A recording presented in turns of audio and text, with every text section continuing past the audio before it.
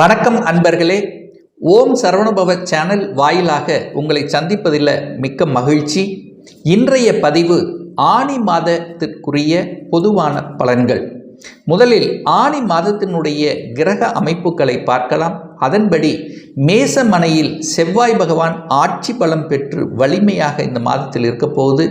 ரிஷபமனையில் தனக்காரகன் என்று சொல்லக்கூடிய குரு பகவான், கால சக்கரத்தினுடைய மூன்றாவது வீடான மிதுன மனையில் 3 கிரகங்கள் சூரியன், சுக்கிரன், புதன். இதில் புதன் பகவான் ஆட்சி பலத்தோட வலிமையாக உட்கார்ந்திருக்கு.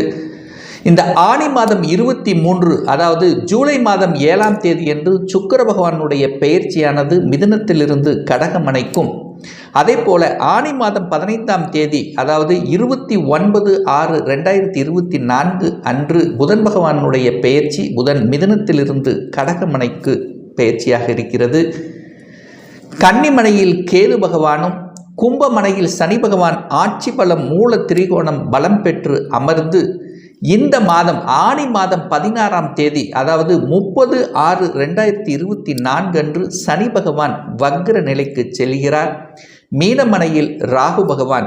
ஸோ இந்த கிரக அமைப்புகளை வைத்துக்கொண்டு என்ன மாதிரியான பலன்கள் என்பதை டீட்டெயிலாக இந்த பதிவில் நாம் பார்க்கலாம். அதற்கு முன்னால் நம்முடைய சேனலை நீங்கள் ஃபர்ஸ்ட் டைம் பார்ப்பவர்கள் என்றால் மறக்காமல் சப்ஸ்கிரைப் பண்ணிக்கிங்க. துலாம் ராசி அன்பர்களே, சித்திரை 3, 4 நட்சத்திர பாதங்களையும், சுவாதி 4 பாதங்களையும், விசாகம் 1, 2, 3 ஆக இந்த 3 நட்சத்திரங்களையும் 9 நட்சத்திர பாதங்களை உள்ளடக்கிய உங்களுக்கு இந்த ஆனி மாதம் எப்படி இருக்குன்னு பார்க்கும் பொழுது, உங்கள் ராசி அதிபதி லக்ன அதிபதி என்று சொல்லக்கூடிய சுக்கிர பகவான் 9ஆம் இடம் என்கின்ற பாக்யஸ்தானத்தில் இருப்பது கூடுதல் நன்மையை தரக்கூடிய ஒரு நல்ல மாதம். அப்போ 9ஆம் இடம் என்பது பாக்யஸ்தானம் அல்லவா? அங்கே பாக்யஸ்தானத்தின் அதிபதியாக இருக்கக்கூடிய புதனும் ஆட்சி பலத்துடன் வலிமையாக சூரியனோடு சேர்ந்து இருக்கார் அல்லவா? அப்போ இந்த மாதம் உங்களுடைய எண்ணங்கள், செயல்கள், சிந்தனைகள் நல்ல விதமாக இருக்கக்கூடிய ஒரு நல்ல மாதம். 2ஆம் இடம் என்கின்ற குடும்பஸ்தானத்தை, குடும்பம், தனம், வாக்கு என்று சொல்லக்கூடிய அந்த 2ஆம் இடத்து அதிபதியாக இருக்கக்கூடிய செவ்வாய் பகவான் ஆட்சி பலம் பெற்று வலிமையாக இருப்பதும், அந்த 2ஆம் இடத்தை குரு பகவானுடைய பார்வை பெற்றிருப்பதும் குடும்பம் நன்றாக இருக்க போகிறது என்பதை உணர்த்துகிறது. அதே சமயம் பார்த்தீங்கன்னா 8ஆம் இடத்திலிருந்து அந்த குரு பகவான் பார்வை இருக்கிறதுனால பணம் கொடுத்து வைத்த பணங்கள் நெடு நாட்களாக இது வருமா வராதா என்று இருந்த உங்களுக்கு திடீரென்று பணம் வரக்கூடிய வாய்ப்புகளையும் சந்தர்ப்பங்களையும் நிச்சயமாக உருவாக்கும். வாக்கு சம்பந்தப்பட்ட விஷயத்திலும் நல்லவைகள் நடக்கக்கூடிய எந்த ஒரு விஷயமாக இருந்தாலும், அதாவது ஏன் இதை நான் சொல்றேன் அப்படின்னா, செவ்வாய் உங்கள் லக்ன ராசியை பார்க்குறாருல, கொஞ்சம் கோபம், ஆக்ரோஷம் என்பது அதிகமாக வெளிப்படுத்தும்.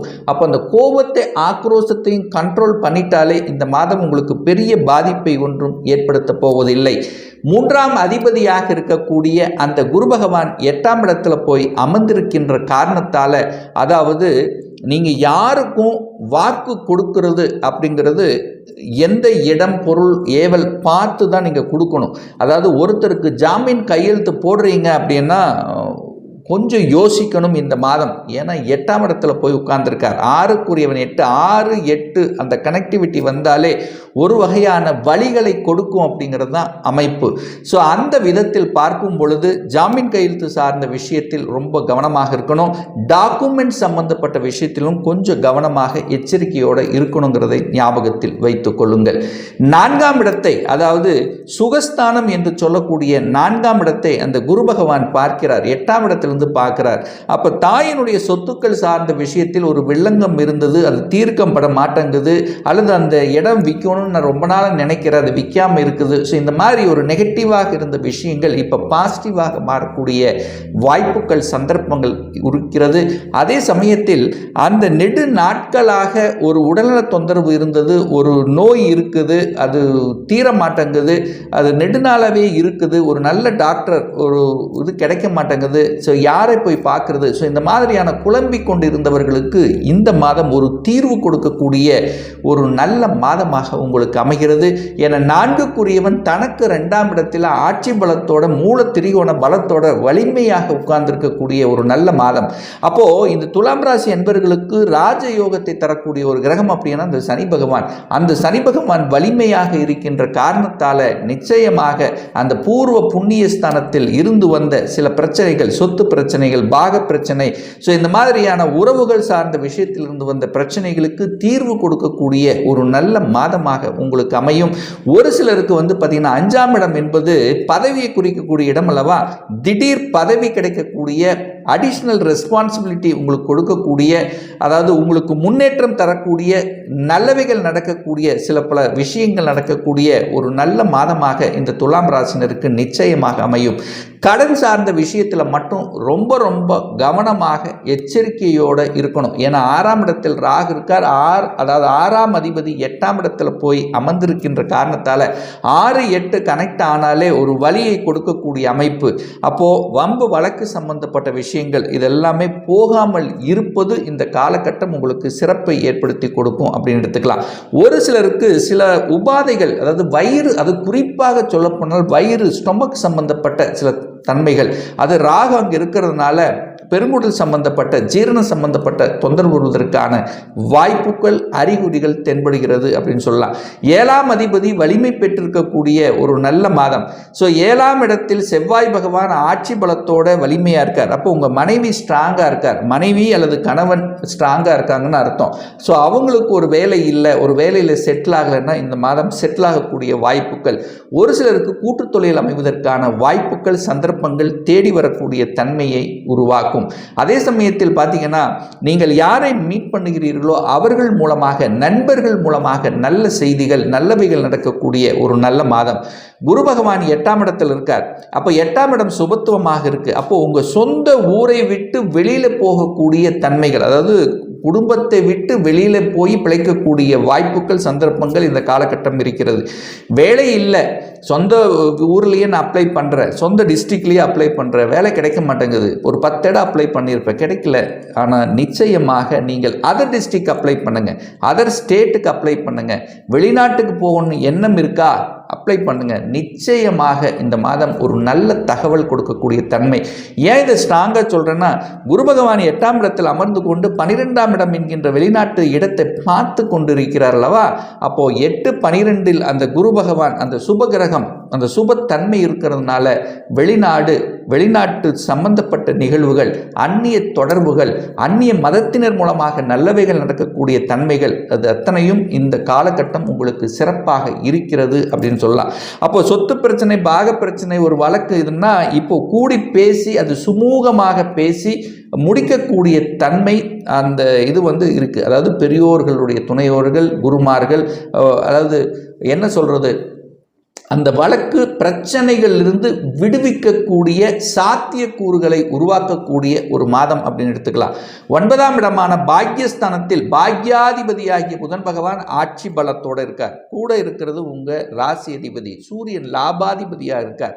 அப்போ நிச்சயமா ஒரு நல்ல பாக்கியம் உங்களுக்கு கிடைக்கக்கூடிய தன்மை.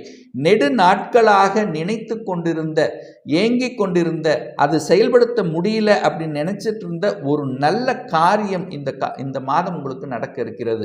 என்ன காரியமாக இருக்கலாம்? குழந்தை பிறப்பு சார்ந்த விஷயத்தில் ஒரு தொந்தரவு, பிரச்சனையோடு இருந்தவர்கள் திடீர் என்று குழந்தை பிறப்புக்கான அந்த தன்மை உங்களுக்கு கிடைக்கும். திடீர் திருமண வாய்ப்புகளை உருவாக்கு. குரு 8ல் போய் மறைஞ்சிட்டாரே, திருமணம் நடக்காத அப்படிலாம் கிடையாது. குரு 2ஆம் இடத்தை பார்க்கிறார், 7ஆம் அதிபதி வலுப்பெற்றிருக்கார்.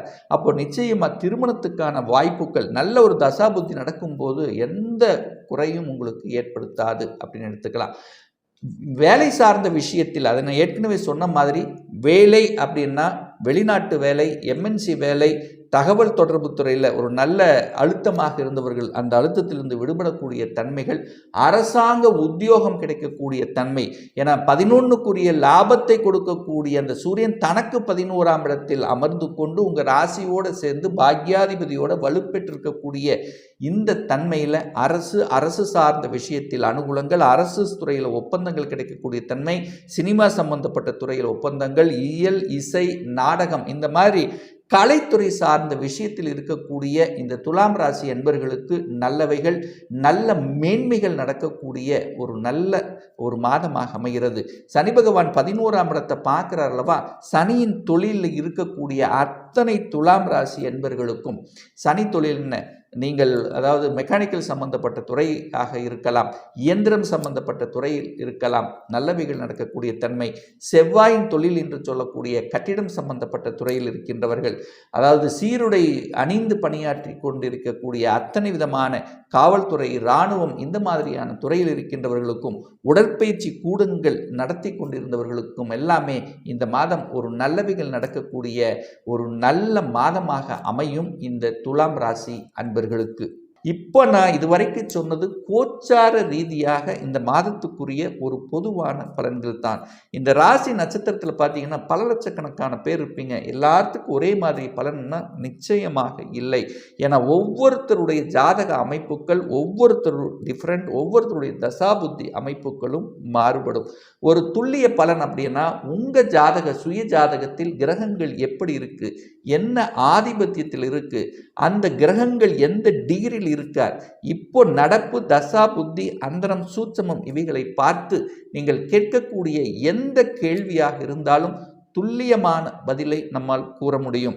அதாவது இந்த வருடம் சொந்த தொழில் செய்வதற்கான விதி கொடுப்பினை நம்முடைய ஜாதகத்தில் இருக்கா, அப்படி இருக்கக்கூடிய பட்சத்தில் எப்போ நம்ம சொந்த தொழிலை செய்யலாம், திருமணம் தடைப்பட்டு கொண்டே இருக்கிறது, எப்போ தான் நமக்கு திருமணம் நடக்கும், எப்போ நமக்கு ப்ரமோஷன் கிடைக்கும், எப்போ படிப்பதற்கு உண்டான, அதாவது படித்த படிப்புக்கு உண்டான வேலை கிடைக்கும், எப்போ நம்ம வீடு கட்டலாம், எப்போ நம்ம குழந்தை பேரு கிடைக்கும், இது போன்ற கேள்விகளுக்கு துல்லியமான பதிலை நம்மால் கூற முடியும்.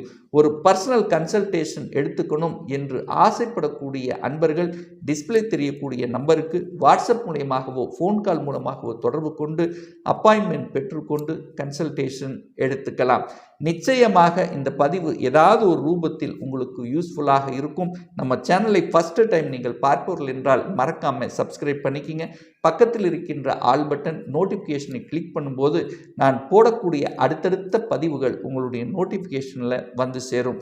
இந்த ராசி நட்சத்திர நேயர்கள் அனைவரும் வாழ்க, வளர்க, வளம் பெறுக என்று எனது வாழ்த்தினை தெரிவித்துக் கொண்டு விடைபெறுகிறேன். நன்றி, வணக்கம், வாழ்த்துக்கள்.